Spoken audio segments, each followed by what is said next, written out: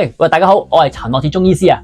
你好，我係蘇安耀中醫師啊。嗱，我哋今日咧收到好多 IG 咧嘅朋友仔嘅來信啊，咁啊關於問一啲我哋嘅小朋友濕疹嘅問題。咁今日咧我哋同阿蘇醫師咧一齊咧就解答下大家，分享下喎。咁啊第一個問題咧就係關於個 BB 嘅頭咧成日好痕，又成日拗喎，啲家長話好煩啊，燥問題，唔知點樣處理啊？蘇醫師啊，喂，本身你有冇啲類似個案經驗分享下俾啲家長聽啊？其實小朋友有濕疹其實都好常見嘅。你話佢淨係個頭就未必啦，可能全身都會有。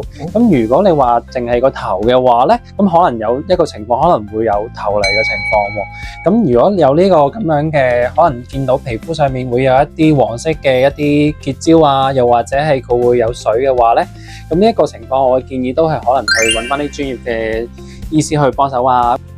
咁我哋收到有啲家長嘅問題喎，就係話小朋友咧佢成日都有濕疹，咁係咪一定要戒口㗎？咁例如要戒啲咩咧？甜嘅係咪一定唔食得㗎？即係中醫師都係用有一句説話，就係都會提嘅，就係唔好食糖分啊，或者精緻嘅食物咯。咁點解就係點解？因為糖分其實對我哋嘅腸胃咧有好直接影響，因為中醫講脾胃同我哋嘅皮膚係有直接影響嘅關係啦。咁所以特別我哋發現咗好多時候，你唔知連呢個蘇醫師講唔講啊？就係好多時有啲濕疹嘅病人咧，佢哋都好中意食甜嘅，或者麵包啊，或者一啲可能白飯之類嘅食物。咁呢啲食物都係本身令到佢中唔足嘅脂肪。咁所以呢個食物啦，對於佢哋嚟講，真係我哋盡量都建議佢少食啦，或者啲零食都冇益啊，容易肥係咪啊？